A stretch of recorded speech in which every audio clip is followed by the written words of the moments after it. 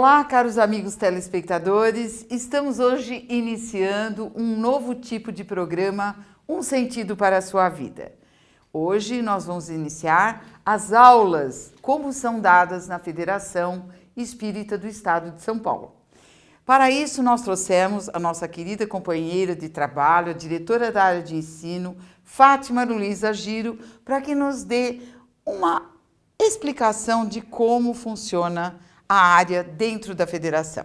Fátima, tudo bem? Tudo bem, Silvia? Graças a Deus. Que bom sempre estar com você aqui diante dos seus amigos, dos nossos amigos que acompanham os seus programas e agora as nossas aulas, né, Silvia? Essa nossa parceria está sendo maravilhosa, os alunos estão muito felizes, né? Mas principalmente, Fátima, o nosso objetivo aqui com esse programa, Um Sentido para a Sua Vida, aulas, é de levar essas aulas aos centros espíritas, porque eles têm muita dificuldade. Nós, ao longo desse tempo todo que nós estivemos em contato com WhatsApps e também com os e-mails, nós sentimos essa necessidade, né, de que eles tenham alguma coisa gravada para que eles possam montar uma sala de aula, né, nos lugares mais longínquos, até fora do Brasil também. Então, esse é o nosso objetivo e eu gostaria que você, como diretora do ensino, explicasse a eles como funciona aqui na casa. Ok. Nós aqui na área de ensino, nós temos esse papel preponderante de esclarecer aquela criatura que em algum momento da vida, né, ela vai se perguntar: quem eu sou? De onde eu vim? O que eu estou fazendo na Terra? Para onde eu vou? Qual é o objetivo da minha estada aqui na Terra? E ele, diante dessa curiosidade, ele nos procura para conhecer, Silvia, a doutrina espírita. E aqui ele encontra todas as respostas. E é na área de ensino que nós vamos ter todo aquele caminho, aquele segmento, atendendo a proposta de Jesus, quando Jesus, através do Sermão do Monte, ele esclarece que aquele que ouve a sua palavra é aquele que constrói a sua casa sobre a rocha, pois nada irá remover esta casa sobre a rocha. Muito bom. Diferente, Silvia, daquela criatura que constrói a casa sobre areia, né? Qualquer impacto, qualquer vendaval, a casa vai abaixo. E a área de ensino, ela faz justamente isso. Faz com que essa criatura desenvolva dentro de si essa construção interior. Pois nós sabemos que a nossa verdadeira casa é a nossa casa fluídica, é a atmosfera fluídica, espiritual, que nós estamos construindo hoje e que nós iremos levar junto conosco para sempre. E a área de ensino tem esse propósito, através do primeiro curso que se inicia, que é o que é Espiritismo. Nós já iremos iniciar hoje, conforme a sua proposta, e o curso que é Espiritismo, ele é uma extensão da área espiritual, dando ao aluno que ingressa neste momento, dando subsídios, dando elementos para que ele entenda o que ele é, respondendo que ele é um espírito imortal, dando a ele condições de entender toda a sua estada aqui na Terra, certo, e dando a ele também conhecimento do que ele será após a estada na Terra. Então, começamos por o que é Espiritismo, depois nós teremos futuramente o básico, o Aprendizes do Evangelho e o curso de Educação Mediúnica. Muito bom, muito bom. Então, sabendo que nós temos o respaldo da área de ensino, nós estamos muito à vontade para darmos início ao primeiro curso, que é o Espiritismo. Para isso, nós vamos apresentar aqui a nossa querida diretora do curso, o que é o Espiritismo, a Vera Regina de Almeida Braga. E depois, o expositor da Fiesp, muito conhecido, o Paulo de Oliveira, que vai falar sobre o surgimento do Espiritismo, não é mesmo? Sim. Então, vamos às explicações da nossa querida Vera Braga. A Federação Espírita do Estado de São Paulo, por meio de duas áreas que se uniram para trazer ao público possibilidades renovadoras, traz, pela primeira vez, uma experiência renovadora, aulas online. Unimos os esforços das nossas diretoras, Silvia Cristina Stars de Carvalho Puglia, e a nossa diretora da área de ensino, Fátima Luiza Giro. Trazemos aulas online e vamos explicar qual é a intenção deste curso, dizendo detalhadamente o que vamos oferecer ao nosso público.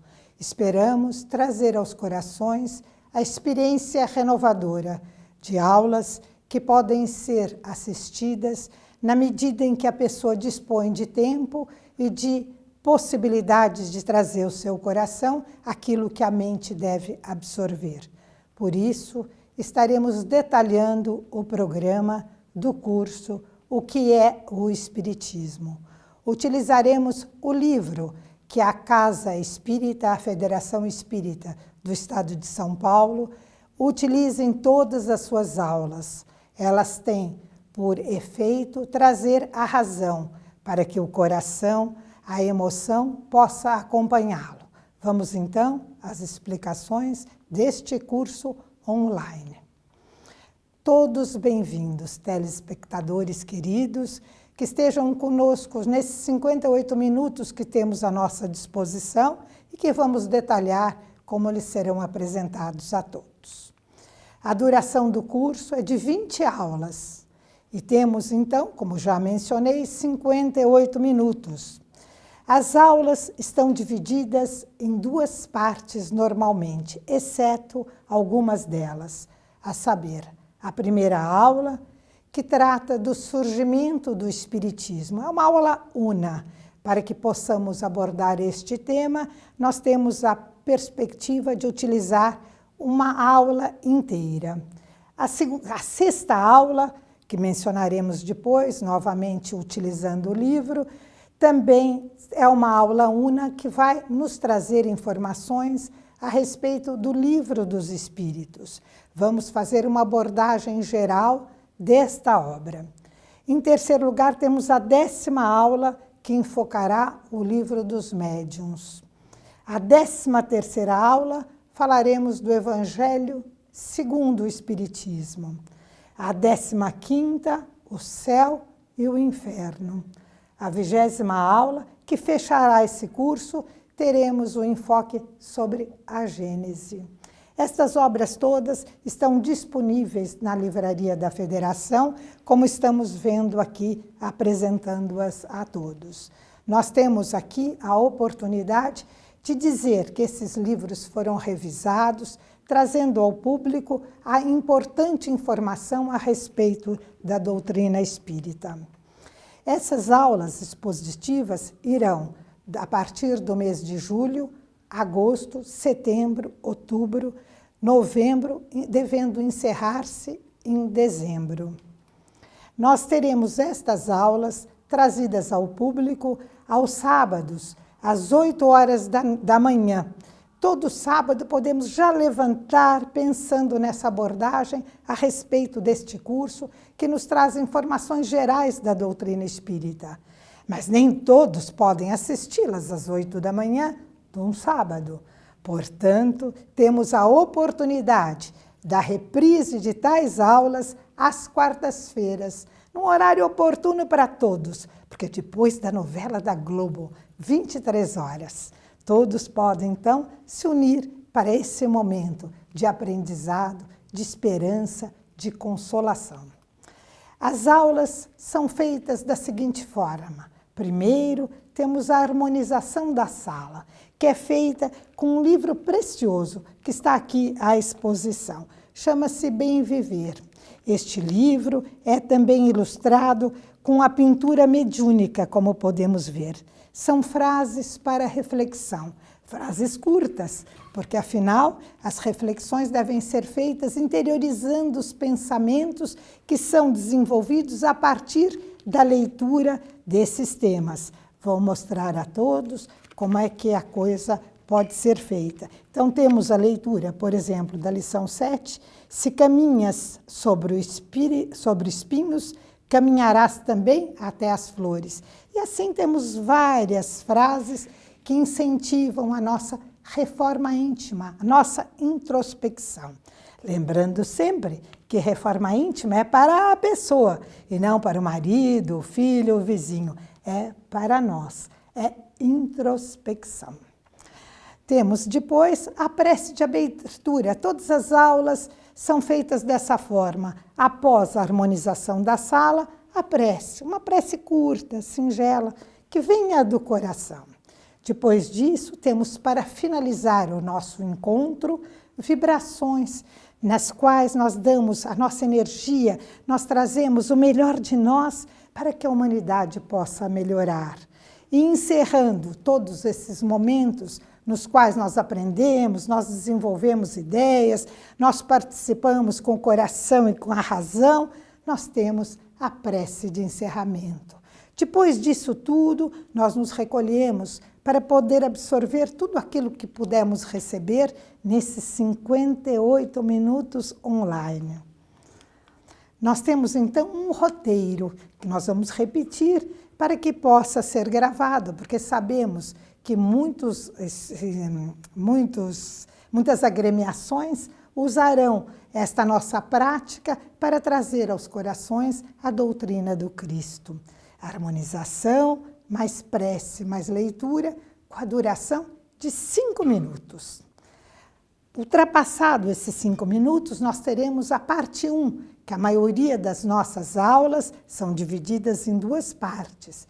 25 minutos para a primeira parte da aula, mais 25 para a segunda parte, encerrando então com vibrações e prece 3 minutos, inteirando os 58 minutos que temos à nossa disposição.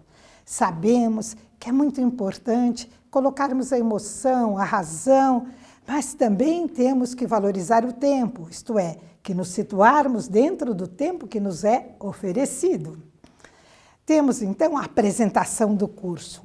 O livro que utilizamos é o curso O que é o Espiritismo, que foi formulado pela área de ensino.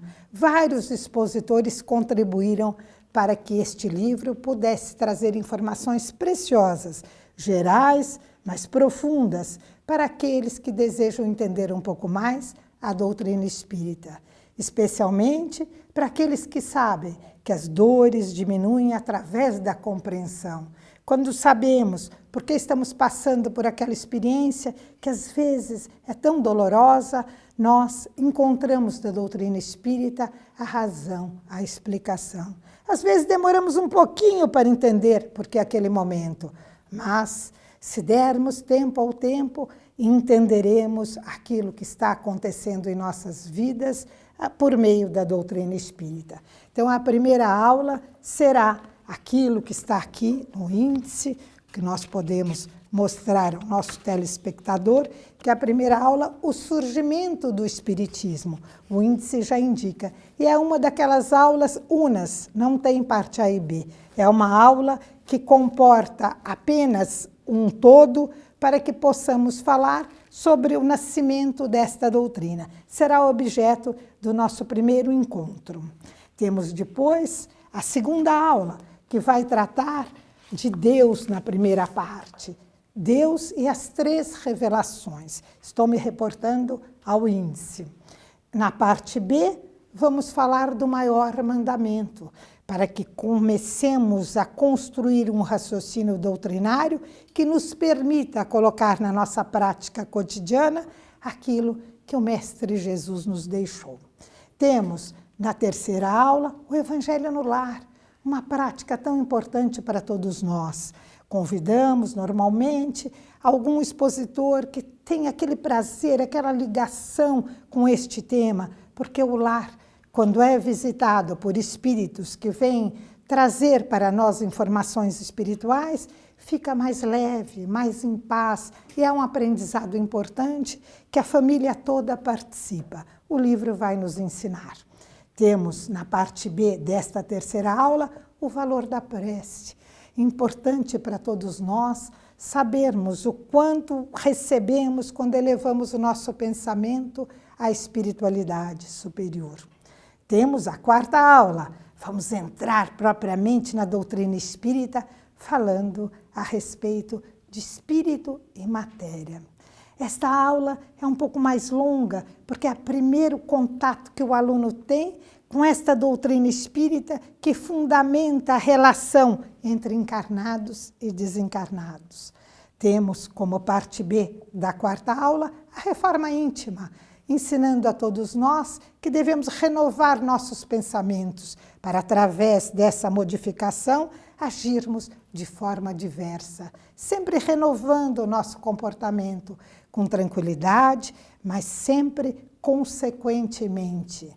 Temos aí a quinta aula, que vamos mostrar na parte A o Espiritismo em seu tríplice aspecto, como doutrina religiosa, como filosofia e como ciência, fazendo jus, então, a todo esse estudo elaborado por Allan Kardec, através das mensagens dos Espíritos, para trazer para nós o conhecimento desta doutrina.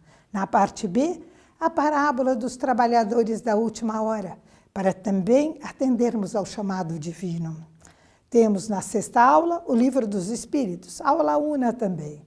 Na sétima, há compromisso afetivo, casamento e divórcio, que nos traz a explicação, porque às vezes temos uma relação tão doce com os nossos parceiros e outras vezes ela é tão difícil. Tudo isso é explicado pela doutrina espírita, trazendo para os nossos corações a serenidade que nasce da compreensão. Temos nesta parte, nesta sétima aula, na parte B, parentesco corporal e espiritual. Através dessa lição, aprendemos porque temos pessoas tão afeitas à nossa afeição, à nossa relação e outras com as quais temos tantas dificuldades, que às vezes, só encarnando muito próximo, é que essas arestas podem ser aparadas. Temos na oitava aula, médiuns e mediunidade. E na parte B, dai de graça o que de graça recebestes, mostrando que tudo aquilo que recebemos da espiritualidade devemos oferecer de forma graciosa também. A nona aula, a caridade segundo Paulo, mostrando a importância de fazermos o bem. Na parte B, a parábola do bom samaritano, mostrando a importância de olharmos a todos como irmãos, de forma fraternal. Na 10ª aula, o Livro dos Médiuns, a abordagem a respeito desta belíssima obra que nos traz todos os ensinamentos importantes para o nosso desenvolvimento mediúnico. Na 11ª aula, a parte A, visão espírita da eutanásia, que nos conduz a esclarecimentos importantíssimos quando vemos alguém das nossas relações, do nosso afeto, sofrendo, às vezes, doenças que já são diagnosticadas como incuráveis. Aprendemos como lidar com essas situações. A parte B é o mal e o remédio, trazendo para nós que quando temos dores, temos também o remédio, que é a fé, que tem que ser cultivada através da razão, sabendo, conhecendo realmente por que cremos. E em seguida, temos na 12ª aula, a parte A, os milagres segundo o Espiritismo. Entendemos tudo aquilo que Jesus fez na ótica da clareza, não mais dogmática, da forma dogmática. E na parte B, a fé que transporta montanhas. 13ª aula, a beleza do Evangelho segundo o Espiritismo, obra que nos acalma, nos direciona, traz uma luz para o nosso roteiro, inclusive cotidiano. 14ª aula, o esquecimento do passado. Sabemos então que por misericórdia divina, esquecemos aquilo que fomos em outras encarnações.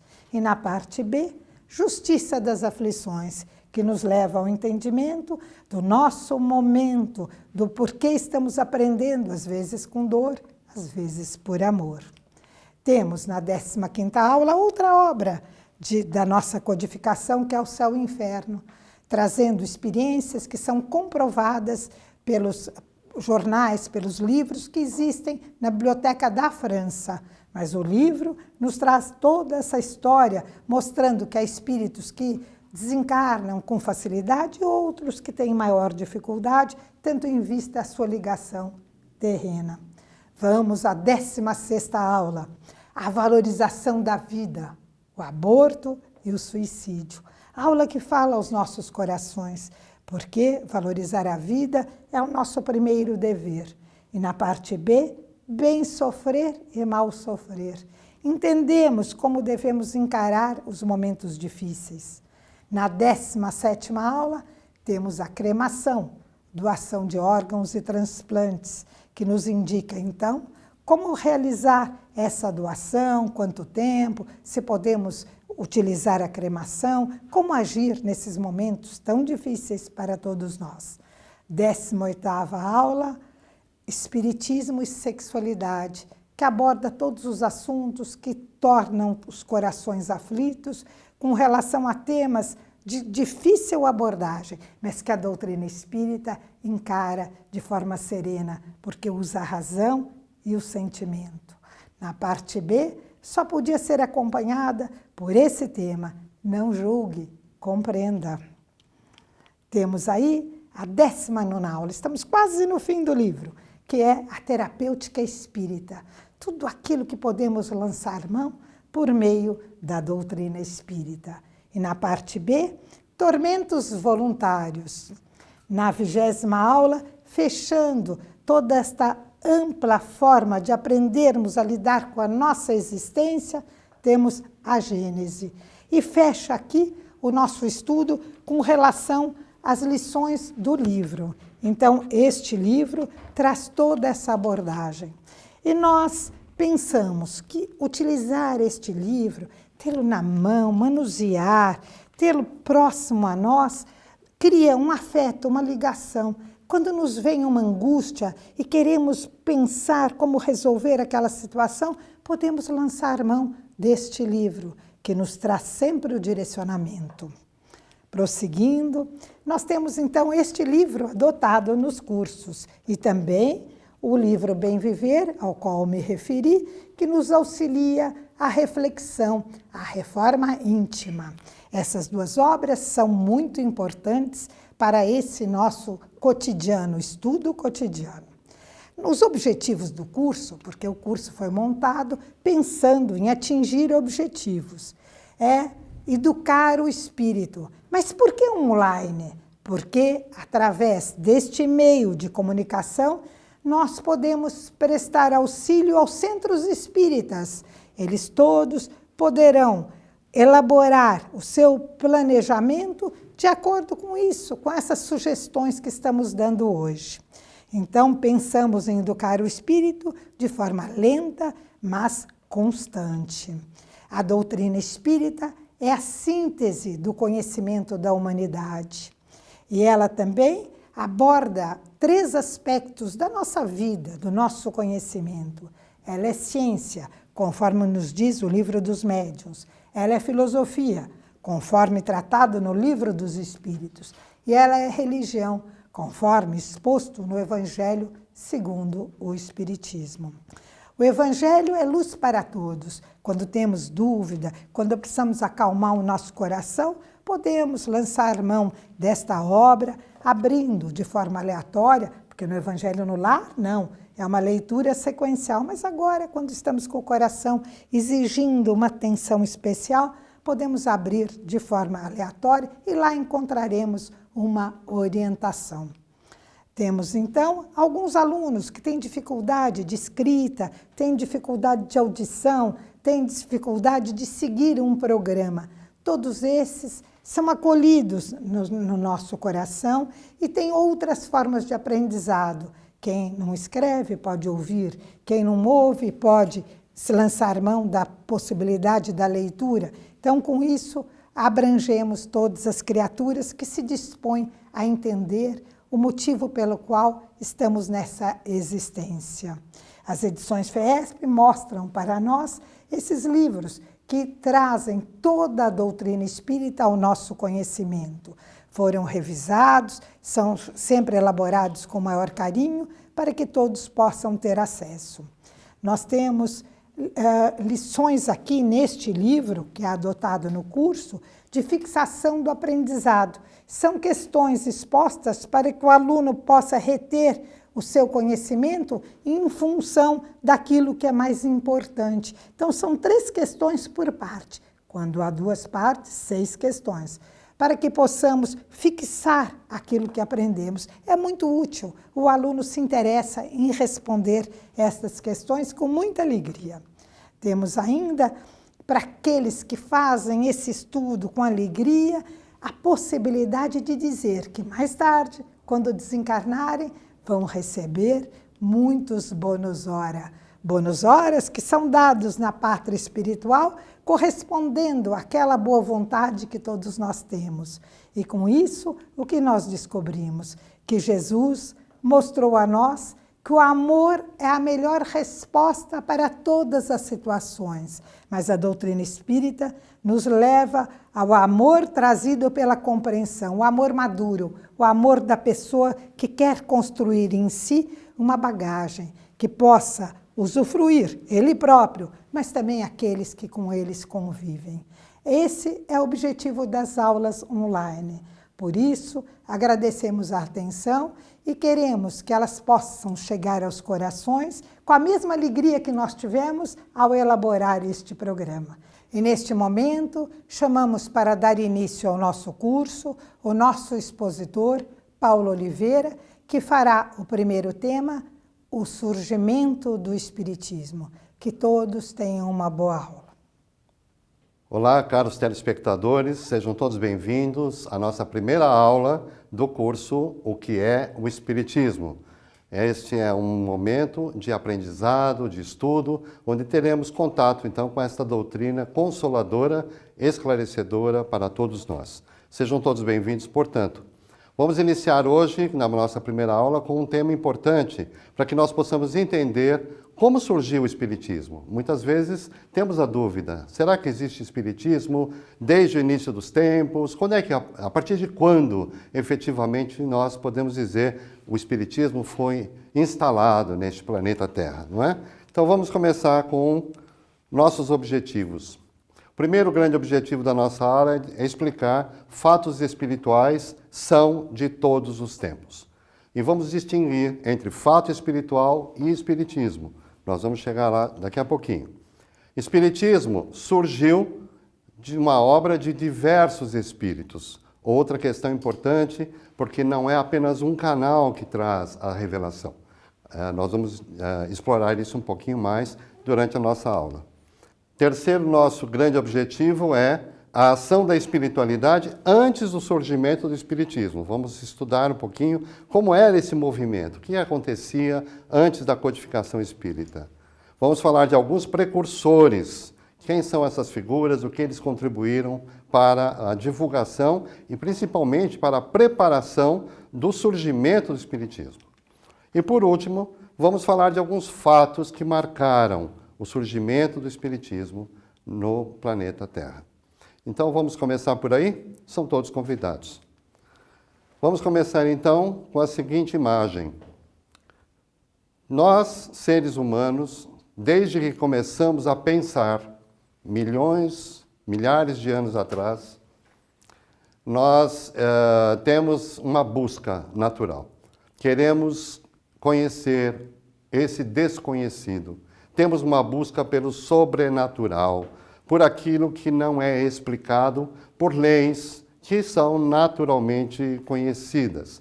Então, esse desejo, essa busca, vai fazer com que olhássemos o sol e achássemos que ali existia um Deus. Olhássemos uma pedra e encontrássemos ali uma identidade com alguém que teria um poder, efetivamente. E fomos atribuindo isso às diversas coisas que nós olhávamos e não compreendíamos.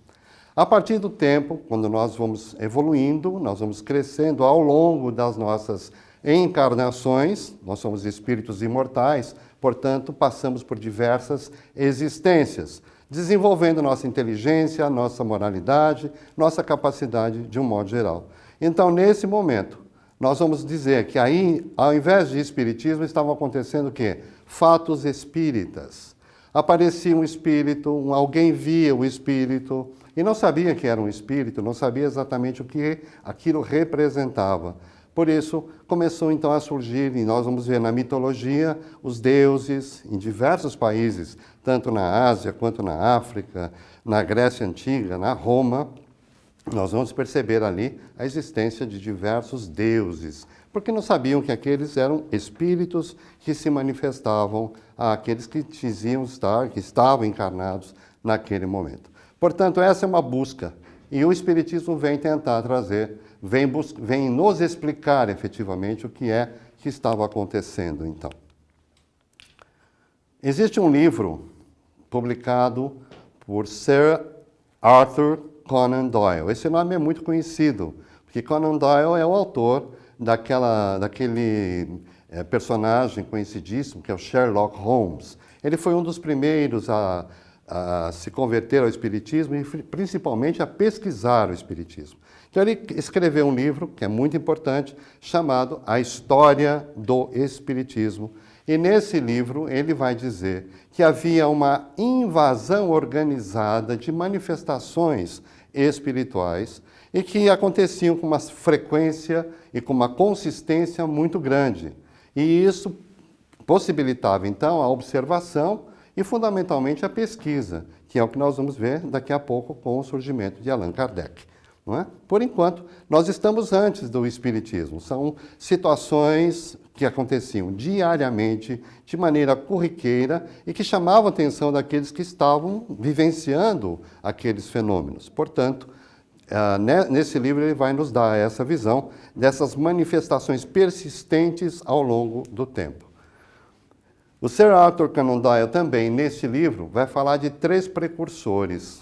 Quem foram os que ele considerou como sendo os principais representantes, vamos dizer assim, desses movimentos que aconteceram antes do Espiritismo.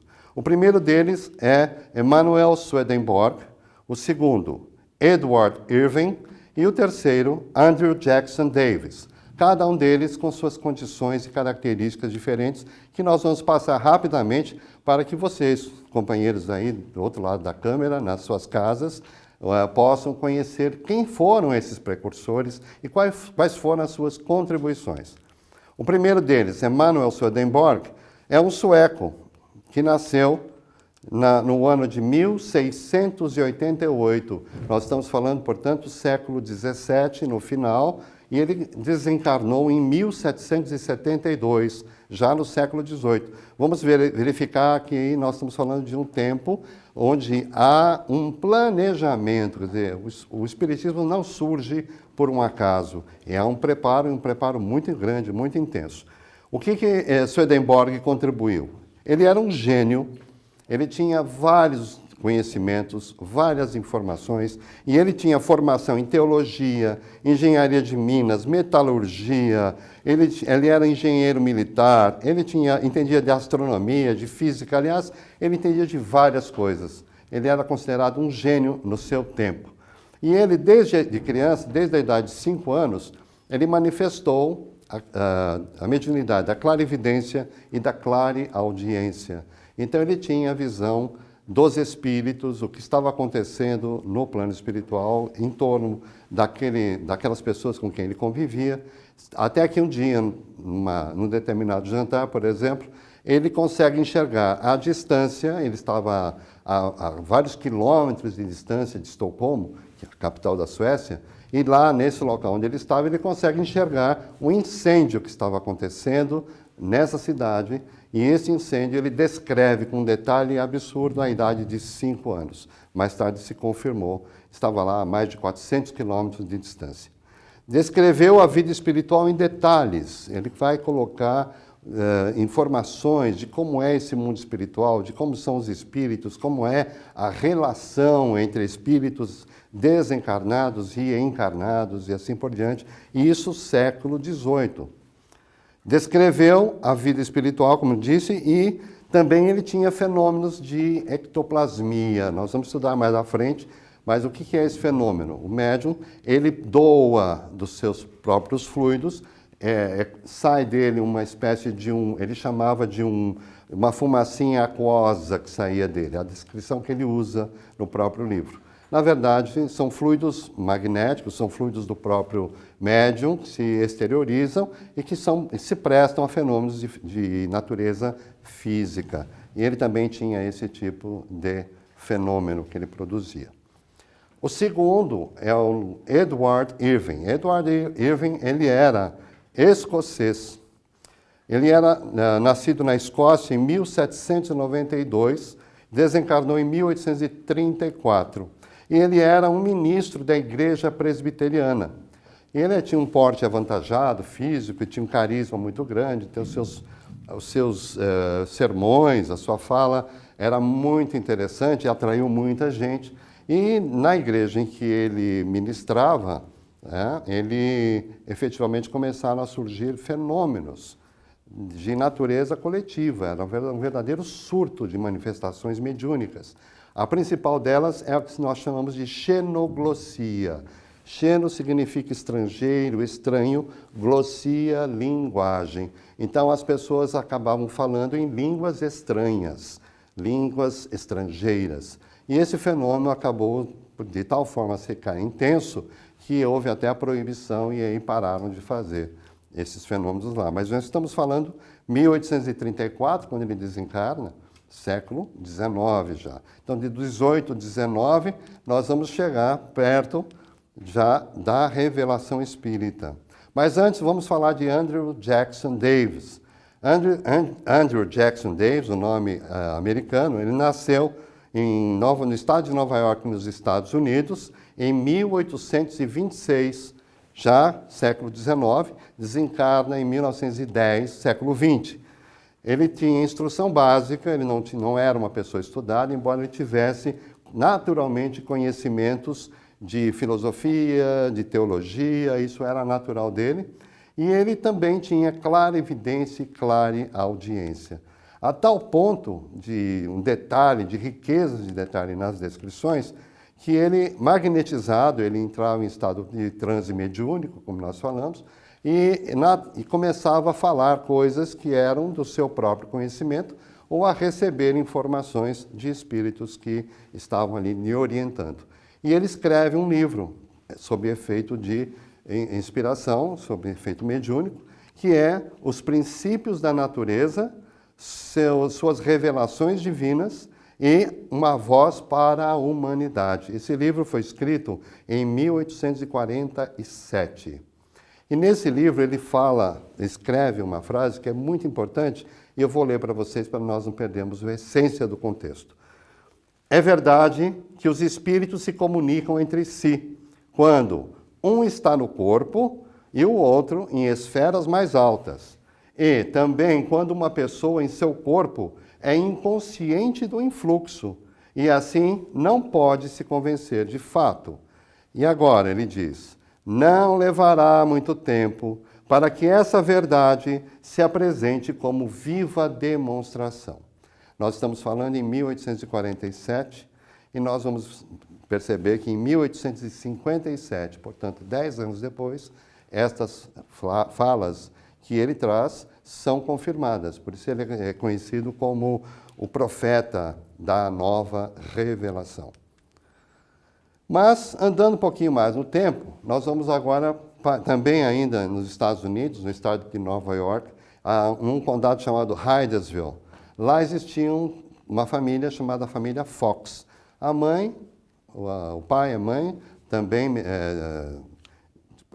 protestantes, né, de origem protestante, com 3 filhas. Uma chamava-se Margaret, a outra Lee e a outra Kate. Kate tinha 10 anos de idade. E eles moravam numa casa que tinha uma fama de mal assombrada. Por que tinha essa fama? Porque aconteciam barulhos de coisas caindo, batendo porta, arrastando móveis. E um dia isso chegou a tamanha frequência que estava incomodando a vida das pessoas que moravam lá, no caso a família Fox. E aí a Kate tinha 10 anos de idade, quando ela disse, em tom muito baixinho, dizendo, bate assim, e repetiu um sinalzinho bem sutil. E a manifestação repetiu exatamente o mesmo barulho, do mesmo jeito, no ritmo que ela havia determinado. E aí ela começou a dar uma orientação para aquele barulho. Eu dizia, bata aqui na esquerda, bata na parede da direita, e assim vai. E aí começou a existir uma certa comunicação. Criaram um sistema através do alfabeto, apresentando o alfabeto, pequenas folhas com as letras, e dizia, a letra A. Se a letra A estava na intenção da comunicação, havia então um barulho, uma batida, dizendo, esta letra funciona, esta letra está correta. Se não batesse, então ela desprezava a letra, e assim foi. Quando, então, ao final de toda a comunicação, se revelou ser este barulho produzido por um espírito que havia ali estado encarnado, tinha estado naquele local, que era uma pensão. Ele era um caixeiro viajante e que tinha sido assassinado naquela casa e estava enterrado. Seu corpo lá na adega da casa, cerca de 10 metros abaixo, 40 pés. Então, o que aconteceu? Eles foram depois verificar e encontraram, de fato, um esqueleto. E esse esqueleto se comprovou, com os apetrechos que eles tinham, era de um caixeiro viajante.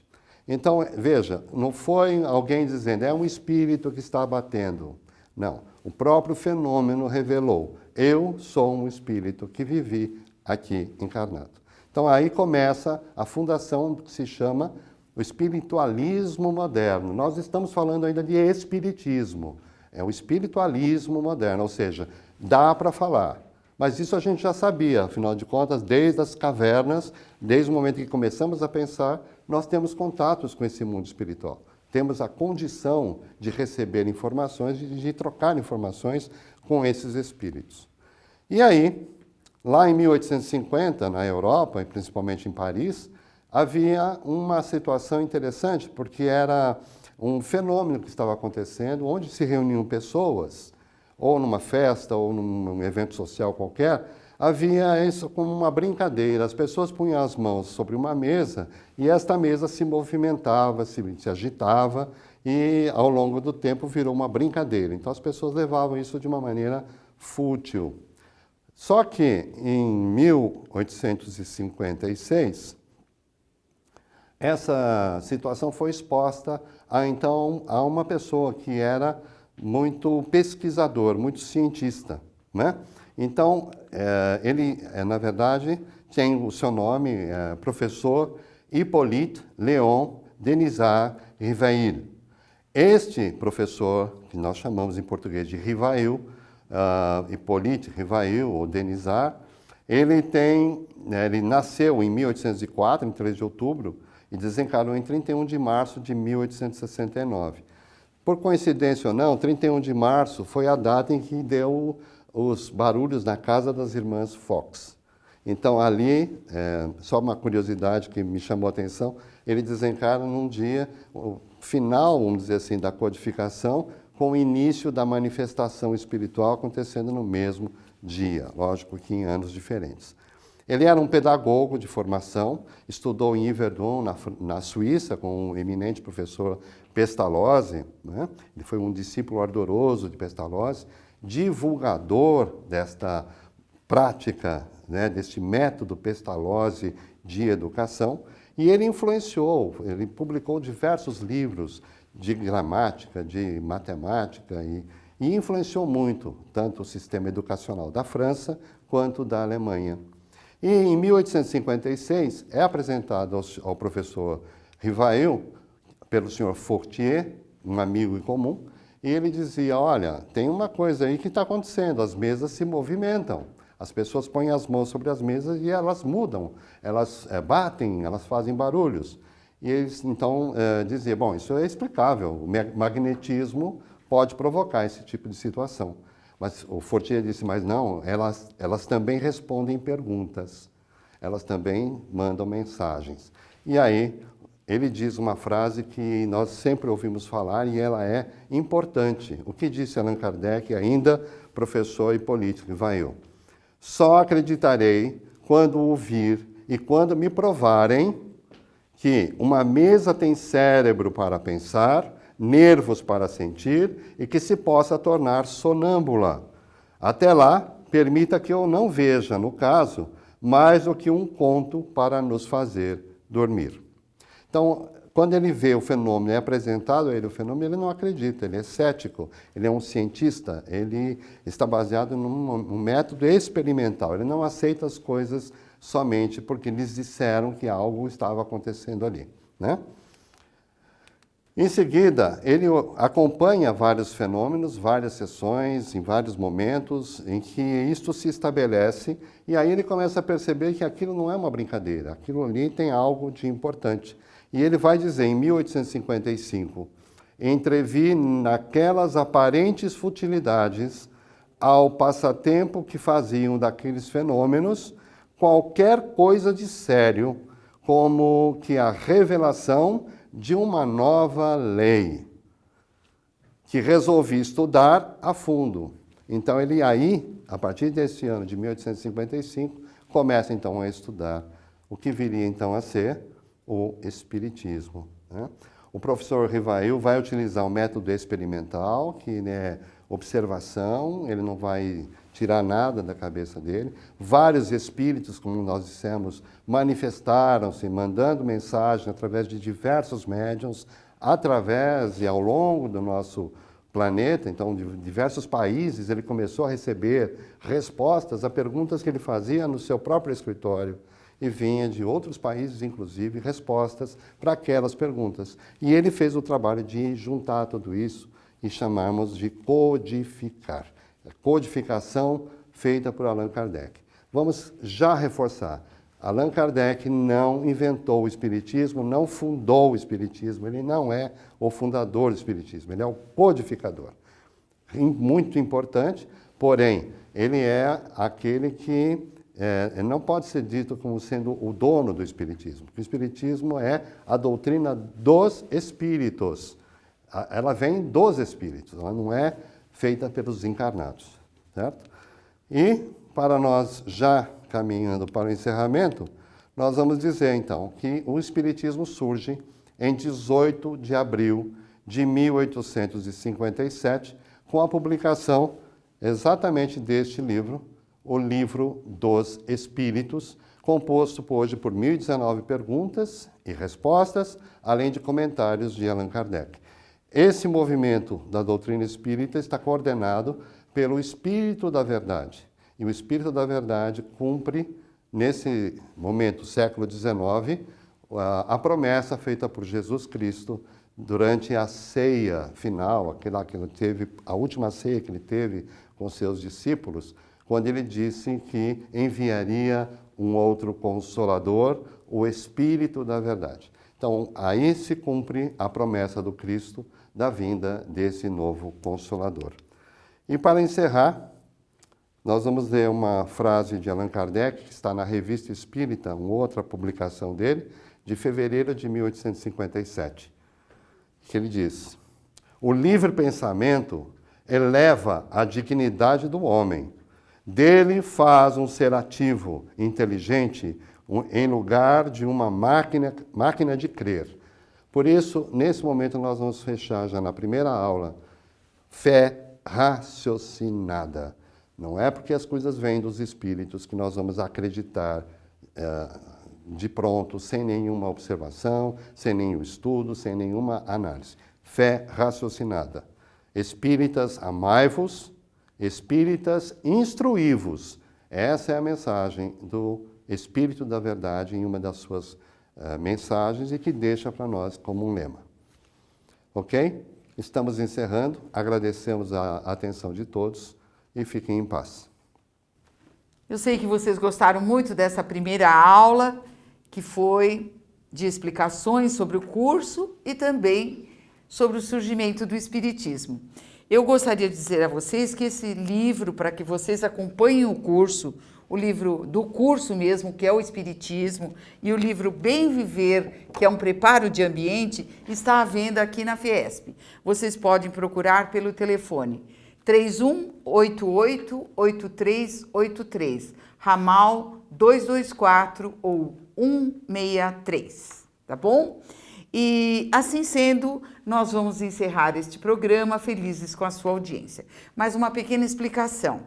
Esse curso não dará certificado. Vocês ficam livres para colocar o curso nos centros espíritas como quiserem, para aprender também um pouco mais através dessas aulas que serão dadas. Mas nós não daremos certificado. Tudo bem? Muito obrigada pela audiência. Não esqueçam que este programa vai ser reprisado na quarta-feira à noite, às 11 horas da noite, tá bom? Até lá, até o próximo programa, se Deus quiser.